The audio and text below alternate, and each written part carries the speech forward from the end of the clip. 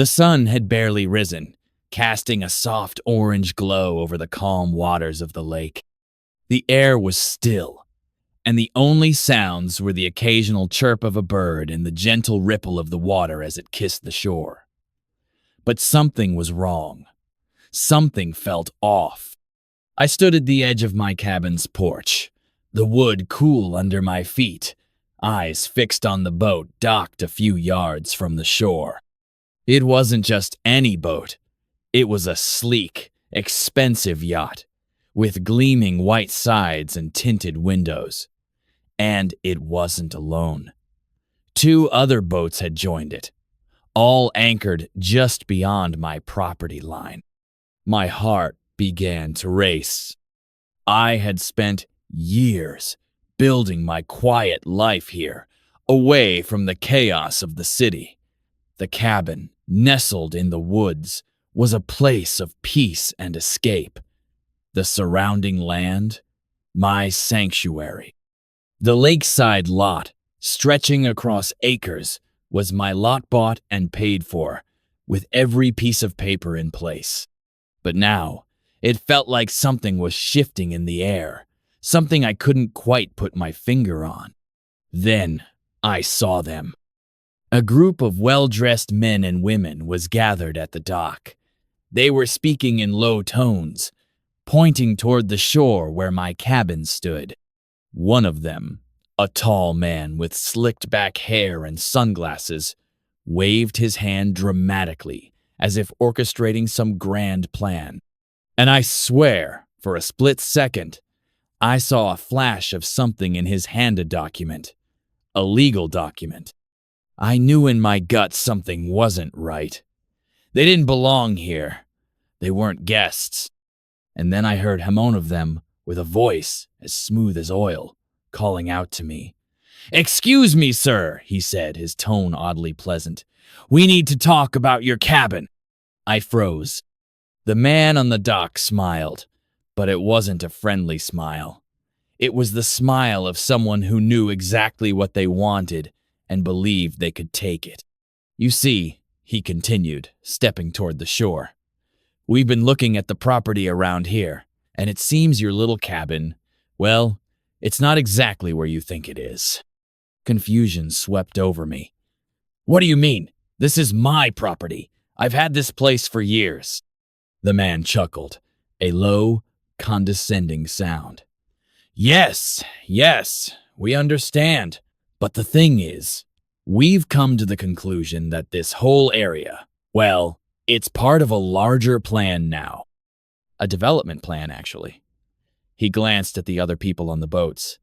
"You see, this land, it's about to become something much bigger, something more important. And your cabin? Well, it's in the way."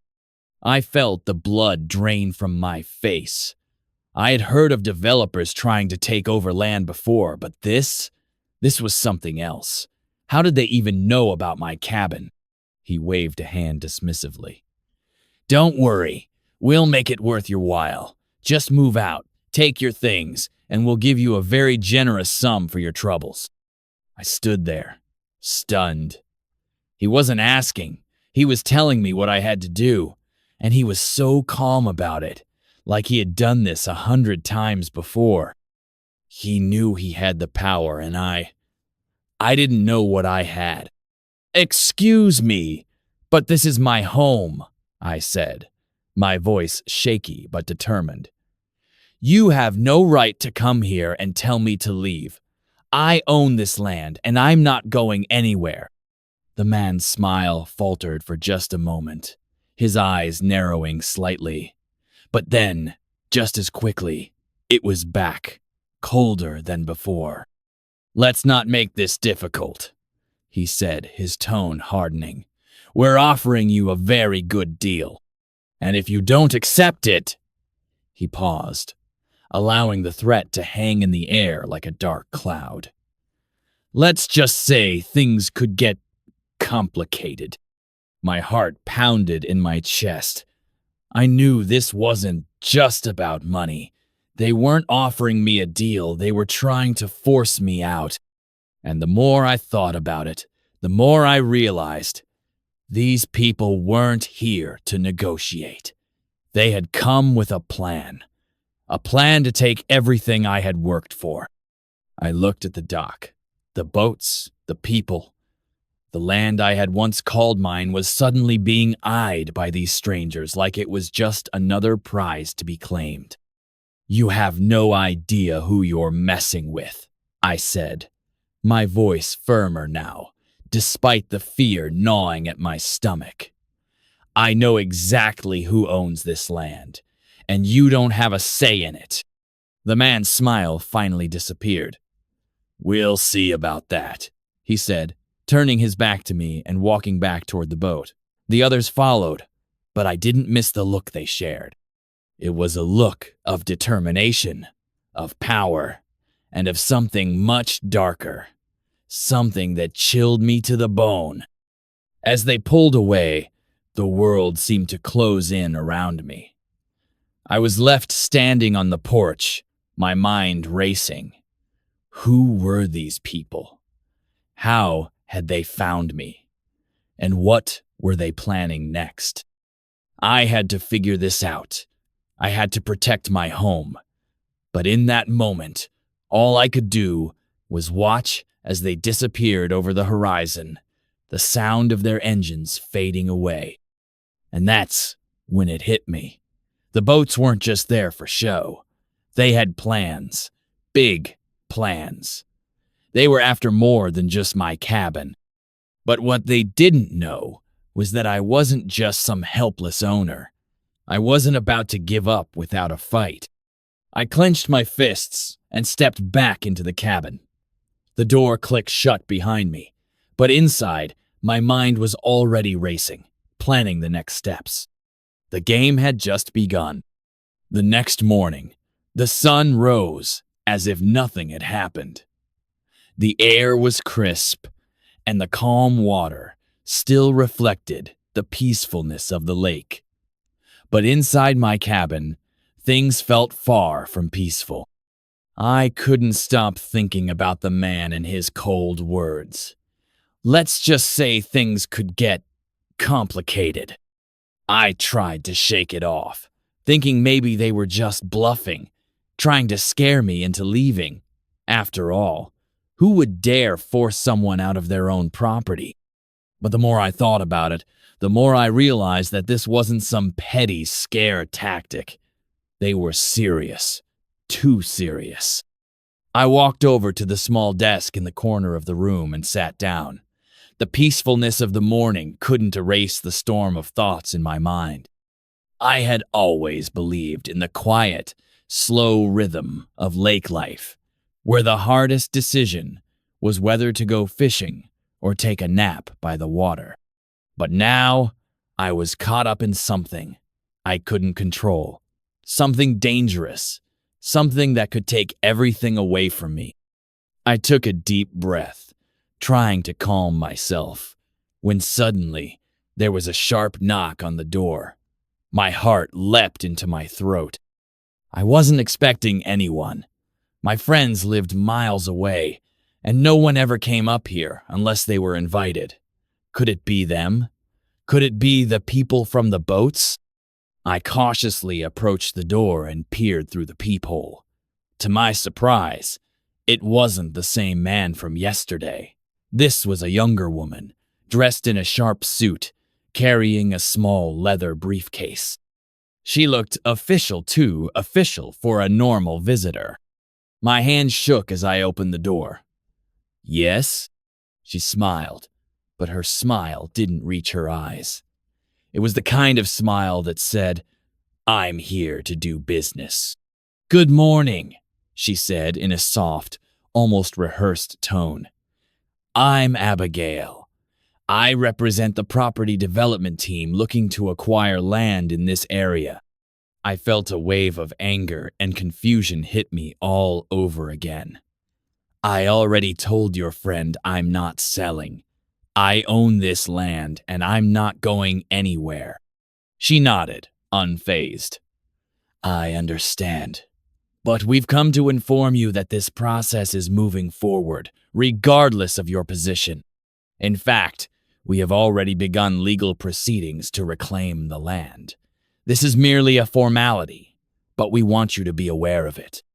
My chest tightened as she spoke. Legal proceedings? Reclaim the land?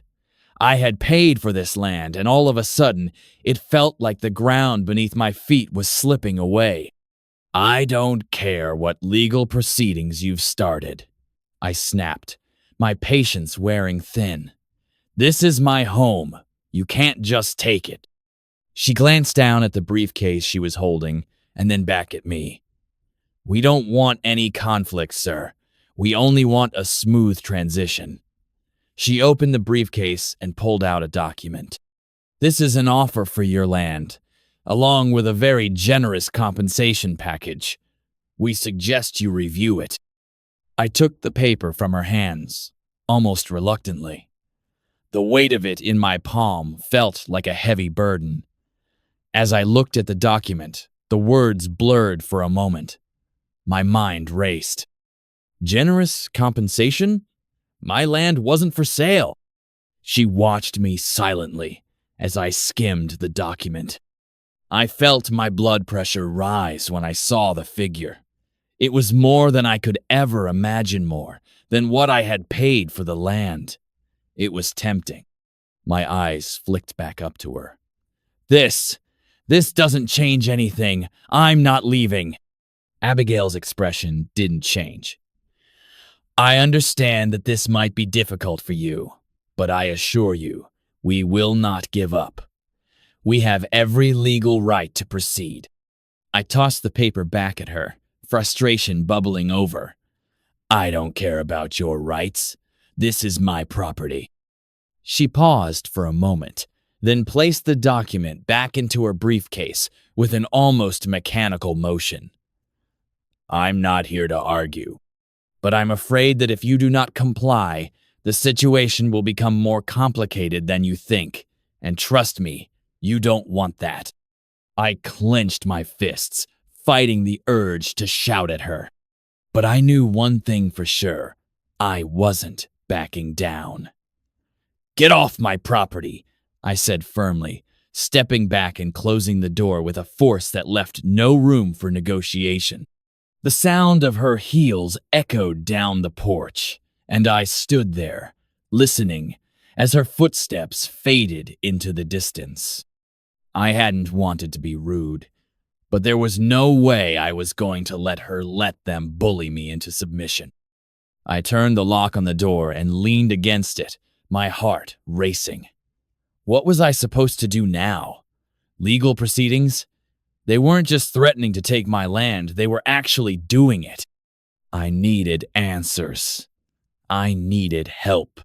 And that's when I remembered the old lawyer I had met a few years ago, a grizzled old man named Hank.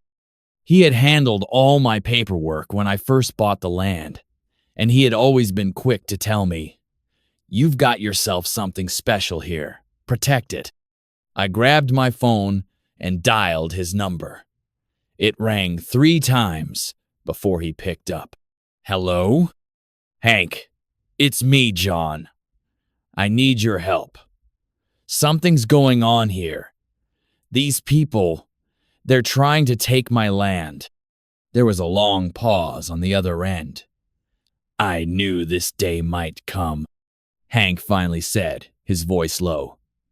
"They're not just after your cabin, John.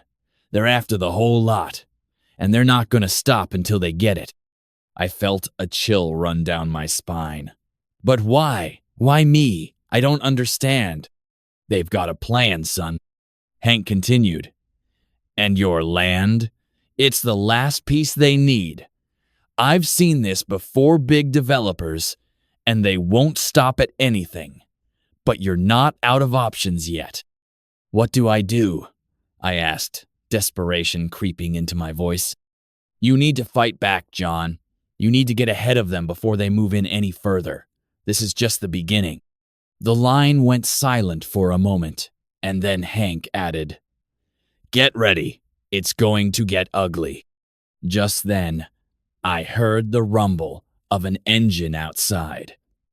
I rushed to the window heart pounding, to see the same sleek boat from yesterday along, with the two others spooling up again. And then it hit me like a ton of bricks.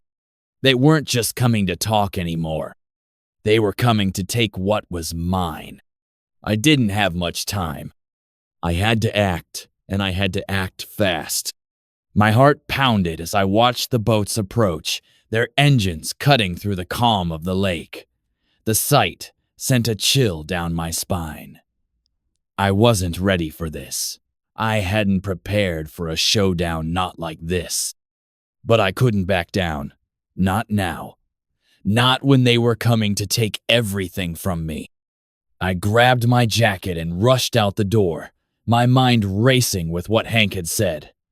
You need to fight back. But how? I didn't have the money, the resources, or the connections to go up against them. They were rich, powerful, and relentless. I was just a man with a cabin on a lake. But this was my home, my sanctuary. I rushed down the porch steps, barely thinking, driven by the urgency of the moment. The boats were getting closer. The man from yesterday, the one who'd spoken to me so coldly, was at the helm of the lead boat. He had a smug expression on his face, like he knew something I didn't. Behind him, two other boats followed, their engines roaring as they approached the dock. I didn't have much time. I had to do something. The dock was about 50 feet away, and I knew I had a few moments before they would get to it. I dashed toward the small shed near the water, where I kept tools and fishing gear. I needed a plan, a quick one. But what could I do against boats and a team of people who probably had more resources than I could imagine? I grabbed a large metal rod from the shed, something that could be used to knock a boat off course, and held it tightly in my hands. It wasn't much, but it was better than nothing. I wasn't going to let them just waltz in and take what was mine without a fight. I crouched low behind the shed, trying to stay out of sight, and watched as the boats neared the dock. The man in the lead boat raised his hand as if signaling to someone. My pulse quickened. They were ready. Then, as they got even closer, the man in the lead boat made his move. He cut the engine, causing the boat to drift slowly toward the dock. He stood up, a smirk on his face as he glanced around, probably thinking he had already won. But I wasn't going to make it that easy for him. I waited until they were just a few feet away from the dock, my fingers tight around the metal rod. Then, with all the strength I could muster, I launched myself from behind the shed and ran toward the water. I didn't know what I was planning to do yet, but I had to act. I wasn't going to let them take what was mine without making them regret it. "Hey!" I shouted, my voice hoarse but loud enough to make them turn. "This is my land. You can't just come here and take it." The man in the lead boat raised an eyebrow. "Oh? And what are you going to do about it?" His voice was mocking, like he didn't take me seriously. I gripped the metal rod tighter. "I'll stop you, whatever it takes." The man let out a dry laugh. "You think a stick is going to stop us?" He shook his head, clearly not understanding how serious I was. The two other boats had already turned their engines off, and their crew members were now standing up, looking at me with bemused expressions. They didn't think I posed any real threat. They were wrong. I lunged forward with the rod, aiming for the side of the boat. The metal scraped against the hull, sending a loud screeching sound through the air. The man's face twisted in surprise as he fumbled to keep the boat steady. "Stop!" he shouted, but I didn't stop. I was too far gone. I couldn't let them take my land. I couldn't let them win. But before I could strike again, one of the men in the second boat grabbed a long pole and reached out toward me. He shoved it at my chest, knocking me off balance. I stumbled backward, but caught myself just in time. My heart was racing, and for a moment, I thought I might fall into the lake. The man in the lead boat, still recovering from my hit, shouted orders to his crew. "Get him! Don't let him stop us!" The tension in the air was thick, and my mind was spinning. I was outnumbered and outmatched. The metal rod I had was useless against their boats and their numbers. They had come prepared for a fight, but I hadn't. But just as I was about to turn and retreat, something unexpected happened. The rumble of an engine roared from behind me. I whipped around, my heart skipping a beat as I saw a familiar face. It was Hank. He was driving an old, beat-up truck with a boat attached to the back. He slammed on the brakes as he pulled up next to the dock, and with a quick leap, he was on the boat, moving toward the conflict. "John," he shouted, his voice carrying across the water. "Get out of the way. I've got this." I was stunned. I didn't know how Hank had known, but somehow he had come to my aid. He was holding something, a small metal box, like he was ready for a fight. "What are you doing here?" I asked, still trying to catch my breath. "Wouldn't leave you hanging, son," Hank said with a grin. "These folks aren't getting away with this without a little pushback." I barely had time to process his words before Hank slammed the metal box onto the deck of the boat. A sudden, bright flash lit up the morning sky, followed by an ear-splitting pop. The crew members on the other boats froze in shock. My heart stopped as I realized what Hank had done. He had just set off a flashbang. For a moment, everything was chaos. The crew members scrambled, shouting in confusion and panic. The man in the lead boat was yelling at his team to regroup, but they were disoriented and blinded. I could barely hear anything over the ringing in my ears, but I didn't care. Hank was here, and together, we were going to make sure they didn't get any further. But then, in the chaos, I saw something I didn't expect. The man in the lead boat wasn't retreating. He was pulling something out from under his seat.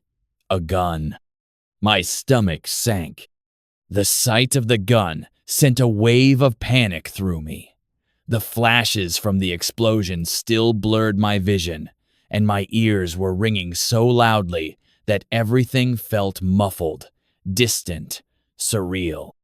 But the gun, that was real. It was metal, shiny, and aimed directly at Hank, who was still standing on the boat. My heart raced, but I forced myself to think. The man was reckless, but I couldn't afford to underestimate him now. The moments stretched on like an eternity.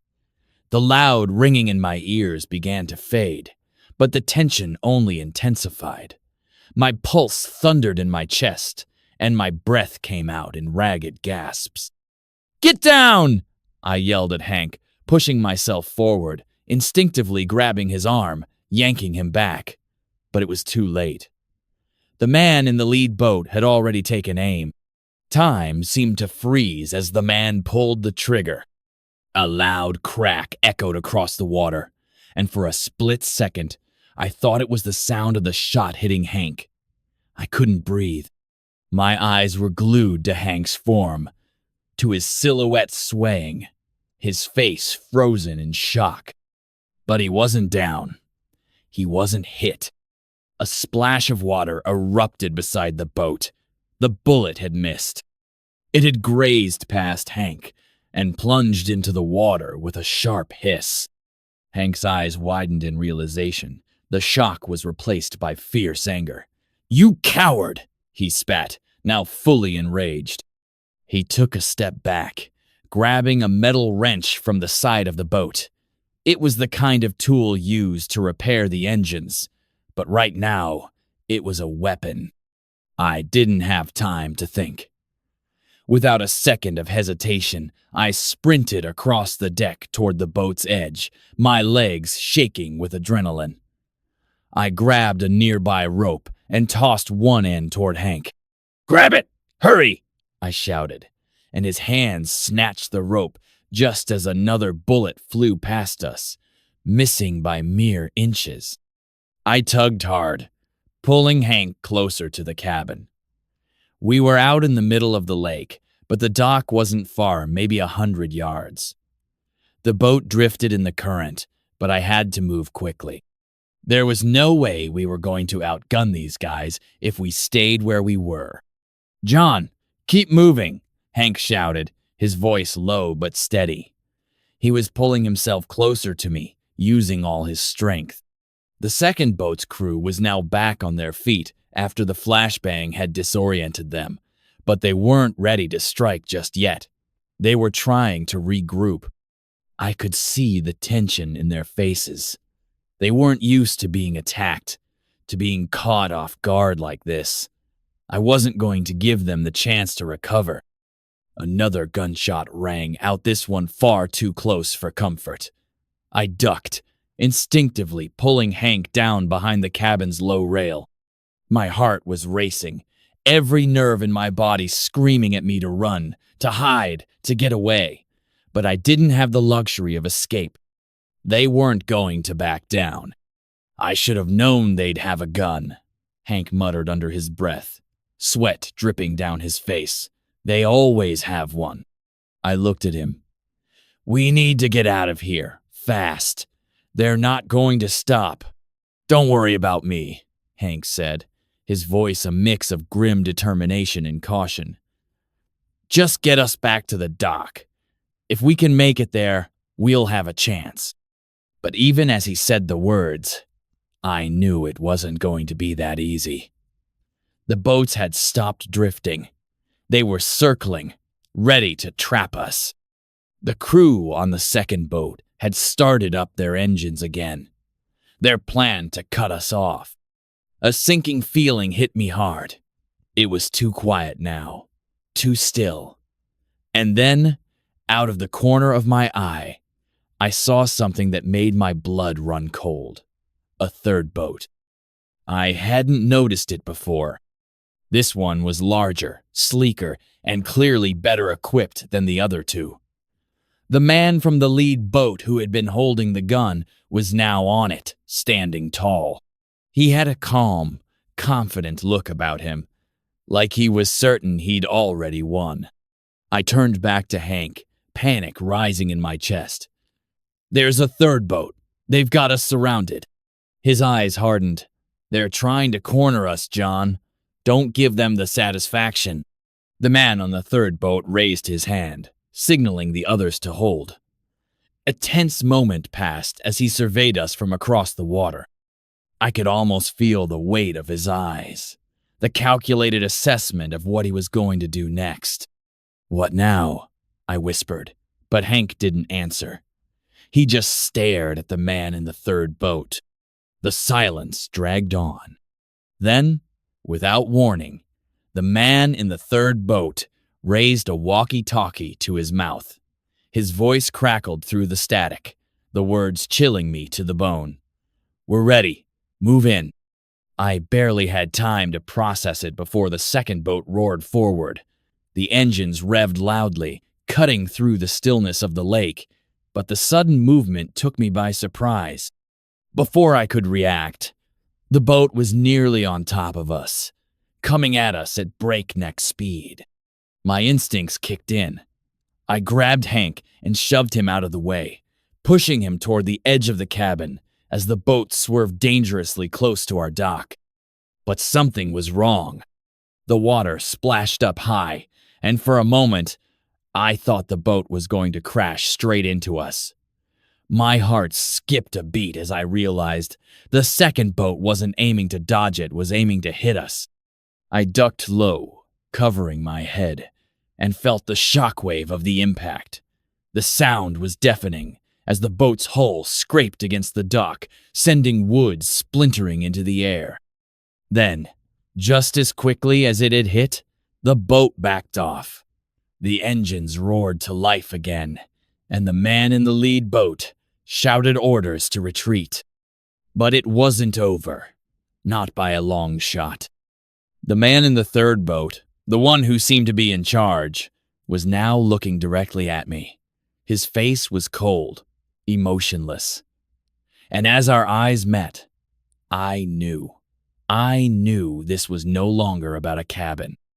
It was about something much bigger. And I had just stepped into something I wasn't ready for. The boats pulled back, but the man on the third boat held his gaze, a silent promise in his eyes. This wasn't over. Not by a long shot. The silence that followed the retreat of the boats was deafening. My mind raced, my pulse still pounding in my ears. The docks, once peaceful, now felt like a battlefield. Broken planks, scattered debris, and the sound of water lapping against the shore were all that remained. It was a fleeting moment of calm before the storm.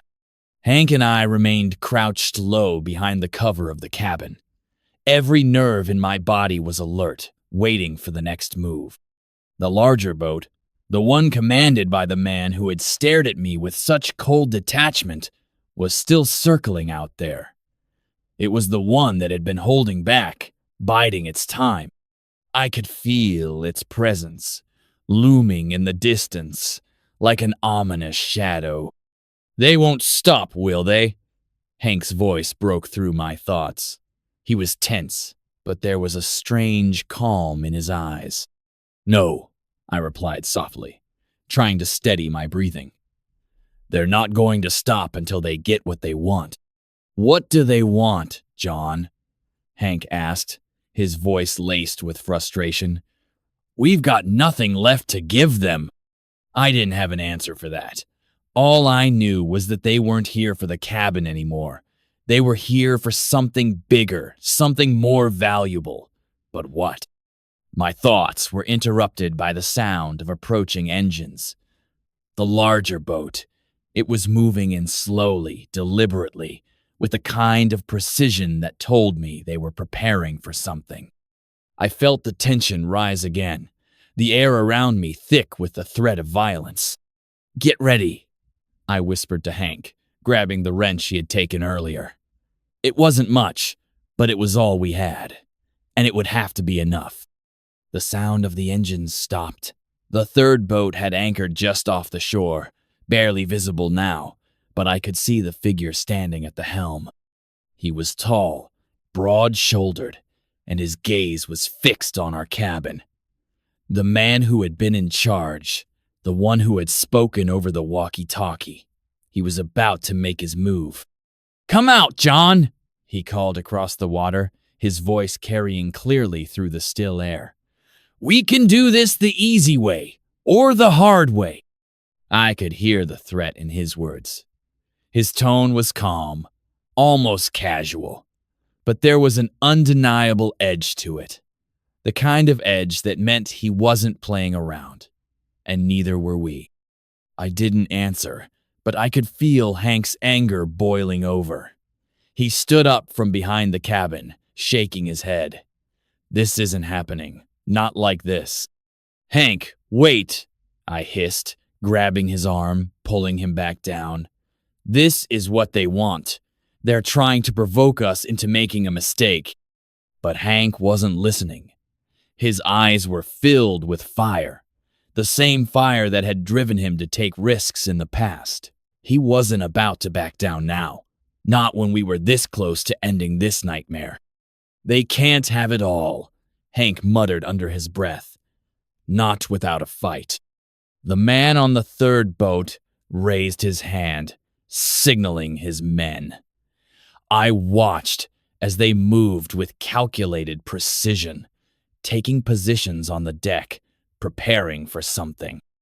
I couldn't tell what it was, but my gut told me it wasn't going to be good. "Hank, we need to think this through," I said, trying to reason with him. "They've got us outgunned. We're outnumbered. We need a plan." Hank didn't respond. Instead, he grabbed the wrench tighter, his knuckles white. No plan, just action. Before I could stop him, Hank took a few steps forward, making himself visible. The man on the boat saw him, and his expression shifted slightly. There was no fear in his eyes, only calculation. "You're making a mistake, Hank," I shouted, but my voice was drowned out by the roar of an engine. The third boat revved its engine and shot forward, straight at us. "Hank, get back!" I screamed, but it was too late. The boat sped toward the dock, aiming for us like a missile. The sound of the engine was deafening as the boat crashed into the edge of the dock, sending splinters flying everywhere. For a moment, everything seemed to move in slow motion. I watched as Hank dove to the side, narrowly avoiding the collision. The boat came to a halt just inches from where he had been standing. But the danger wasn't over. The man in charge, the one with the cold eyes, stepped off the boat and onto the dock. His boots hit the wood with a firm thud, and he looked at us with a chilling calmness. He was tall, intimidating, and he had the aura of someone who had seen it all. "You made your choice," he said, his voice low and dangerous. "Now you'll pay for it." I could feel the weight of his words. Every muscle in my body tensed, and I could see Hank getting ready to charge. But before we could react, I saw something that made my blood freeze. The man's men weren't moving to attack. Instead, they were standing still, eyes locked on the boat. There was a slight shift in their posture, a change that told me something else was coming. And that's when I saw it. From the corner of my eye, I caught the glint of metal, a figure moving in the shadows. A flash of light reflecting off something shiny. Another boat. A fourth boat. The hairs on the back of my neck stood up. I turned, just in time to see another man step onto the dock, holding a long, sleek rifle. The odds had just shifted. The situation had become even more dangerous, and we were running out of options. But Hank didn't seem to care. With a defiant yell, he lunged forward, swinging the wrench in a wide arc. The man with the rifle didn't hesitate. He fired. Everything happened in an instant. The shot rang out, deafening and powerful. It echoed across the water, and for a moment, I thought it was all over. But then I saw it. Hank had dodged the shot. He moved like lightning, his body shifting just enough to avoid the bullet. The sound of it missing was almost as loud as the explosion that had rocked the boat earlier. And just like that, Hank was on top of the man with the rifle, tackling him to the ground. I didn't wait. I rushed forward, grabbing the nearest hula. Rusty Crowbrand ran toward the remaining men.